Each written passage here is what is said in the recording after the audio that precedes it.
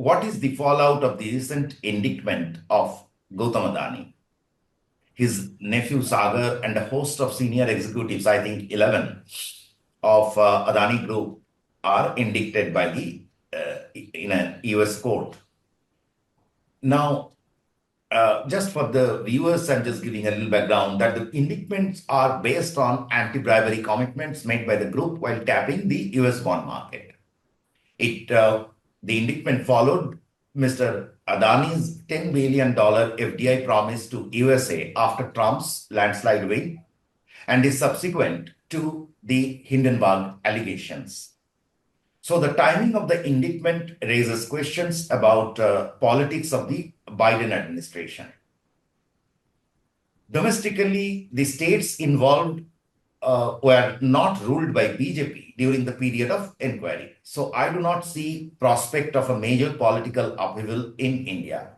But India's competitors may take advantage of the situation. Kenya cancelled a port contract with Adani. Bangladesh is ecstatic. Now, Subhendu, how do you look at the evolving situation? What lessons Indian businesses should learn from this episode?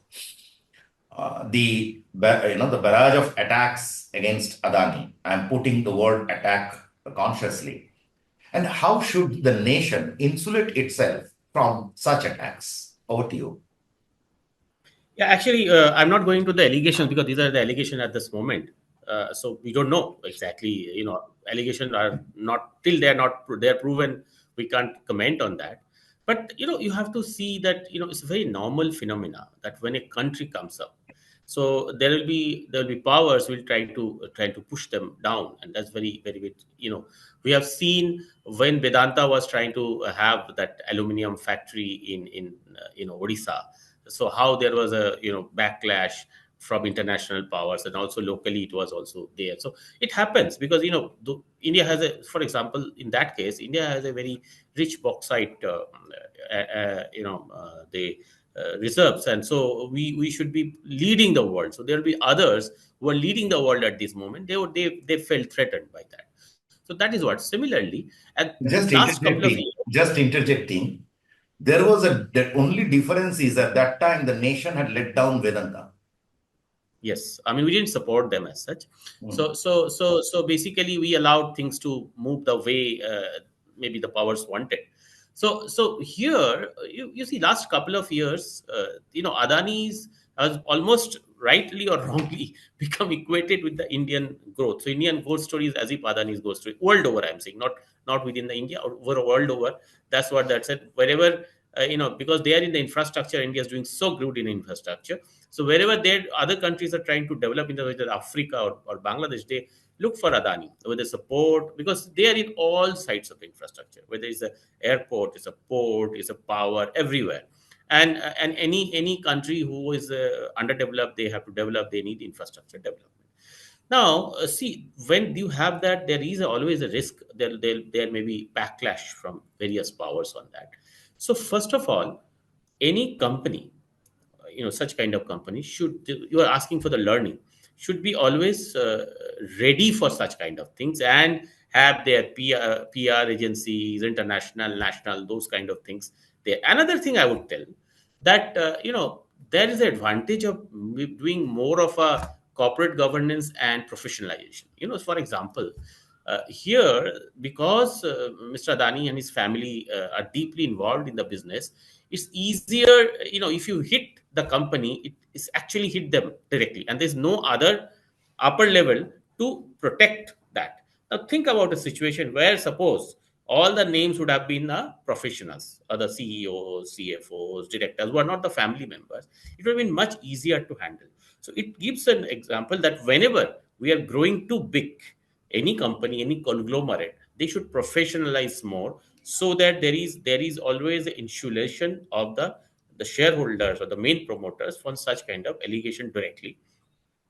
In as and when somebody hits it, it will be better managed. That the corporate governance, the risk management, those things much better will be there. So there's a learning on that part of it. And at the same time, I also believe that we need to have more such conglomerates from our country. Then if you hit one, it's they know you have to hit 10. It's not easy to hit 10, but now they know if you hit one, you can hit the country as such. As if they're symbolizing the India as a whole, or India's development as a whole. So that is why I think we need to have more such large conglomerates who should be operating across the world. So this is the other learning for us as a nation. So these are the few learnings which I can think of from this. I'm not going to the allegations, because allegations are, as I said, is a very is simply allegations. You don't know, and it's a long way. They have to prove it, and whatever they are saying and all. But these are the learnings we need to take it very lightly as such, I would say. I think you have a point on both. Yes, there has been such things. It is not the first time that some charges have come up against such company. This has happened. This is common in business world. But what is uncommon here is that Mr. Adani and his family is being personally targeted, or they are getting trapped into this. So that is surely, and you are right that they should have been ready for such attacks. Yes, So absolutely. both time, whether it is Hindenburg or this time, we saw kind of unpreparedness. In Hindenburg, they were completely unprepared, which is archived in their responses, initial responses, right? Yes, And so this is an area. And secondly, it is very interesting. We saw a couple of groups taking interest in infrastructure in the decade before. Tata was one of them. They were putting up ports. They're still putting up another port. Then there was L&T, right? yes, I believe there were a couple of other companies as well. Yes, the liquidity crisis that followed and the banking trouble, the NPA issues, bad debt pile up, etc., has affected the sector pretty badly. And L&T wound up a lot of activities in this space, infrastructure space. So that way we see kind of a problem here that we don't have big corporates, big groups with deep pockets in playing in this space, and one space is left. And see, impacting Adani means you are impacting India's IMAC and many yes, other projects. So exactly. it is quite disturbing for India, can be, I believe. As you have rightly named two names. Now government should encourage it. Why? They have become a bit risk averse. They were there in this business. They are working across the world. It's not that they're not working, especially the, you say, L&T or even Shapurji. Their companies, as a contractor, they are working everywhere. Because there are certain expertise they only have in the world, and they're doing very well. But somehow they are not going to development, or they're coming out of the development project developer model. They're going more into contract model. So this is the part where I think government need to create, or rather encourage them to be in this business, so that they can use the number of such companies in addition to Adani, so that for us, for outsiders, hitting India through one company or one promoter would have been very, very difficult. You have to hit several, and some of them have very good reputation, and because those are the old companies, this Adani is coming up new, and one thing is that he's growing very fast, so it's easier to hit him as such. So I think these are the learnings for the nation, that we need to have more such large conglomerates working across the world, and they should be encouraged, not only working in the country for development of the infrastructure, but for the other countries also.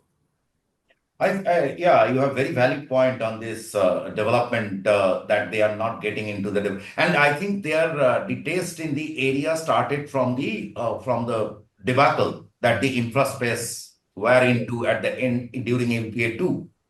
Uh, Yes, especially in infrastructure, they all suffered. yeah, Infrastructure developing, they all suffered, because that time, because whatever reasons, the authorities, or concessioning authorities, were very slow in solving the issues.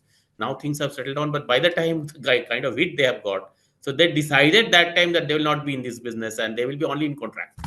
So I think we should again ask them or encourage them to enter infrastructure business, because we have a large country, so we need several conglomerates like and those things can be can again be our ambassador outside the country.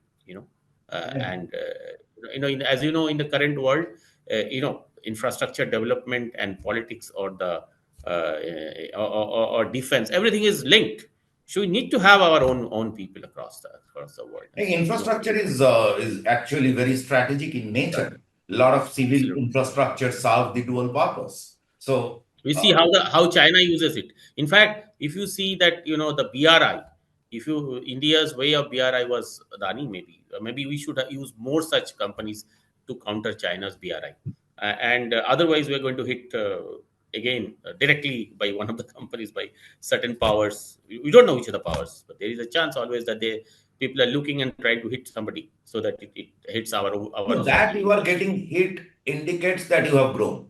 If you were Yes, insignificant, no one would have bothered about you. absolutely, They would have absolutely, crushed you. Secondly, is absolutely. that obviously when you are going out, it is in the last 10 years only we have started going out. We have started venturing, I'm talking infrastructure into Myanmar, Yangon terminal, which Adani, I think, had got out of it due to this whole issue that came out after the coup. Then India went, that is, of course, a state activity. India went and took the operational rights of Chabar port. Adani went and acquired the Haifa port.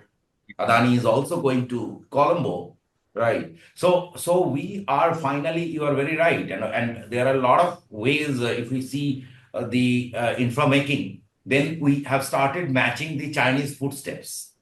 But Right, exactly. but So, but so strategically, we should be careful. We should be always be ready for such kind of things, and we should have because we are a several. democracy, our books are open. Chinese companies are not showing their books. Exactly, exactly, right. So, and I think And they also. are not going, and they are not going and taking raising money in US. So Those this is Chinese companies. this is how to see. I mean, should we be careful about raising money in No, the we US? should, we should, we should. We're an open economy. We're a developed economy. Why should we go to US? But we should take all the checks and balances. As I said, corporatization, risk management, proper PR. Those are the things also we should do. Just should not go and raise money. And the way we handle our local business, we should not be trying to do the business like that. We should business more of an international conglomerate way. That's what I would say. Yeah, yeah. Both you and me have been tracking business in different perspectives for pretty long decades, and we see how things. We know how things happen. There are no saints. There are over here. Okay, let's not get into the judgment, moral judgments, Yeah. and let's not get into that. It's a cutthroat world, but it is only about managing your affairs that matters. How? And I think also there is one thing that is in favor of Mr. Adani and his group, their ability to take quick decisions is Yeah, something. that's the advantage of being a promoter driven company. Your advantage, disadvantage. Why it's a promoter driven company? It decides very fast. But at the same time, disadvantage is you can directly hit the promoter. If somebody wants to hit the company, you can directly hit the promoter, and there's nobody else to save you. So whenever there's a professionals, you can hit the professionals, and there's a promoter, there's a You have a smoke shareholder. screen around you. Yeah, so here advantage is there that you decide fast, but at the same time this is a disadvantage. So we have to they have to balance also it as such, I would say. Thank you so much, Subhendu. Thank you, pleasure.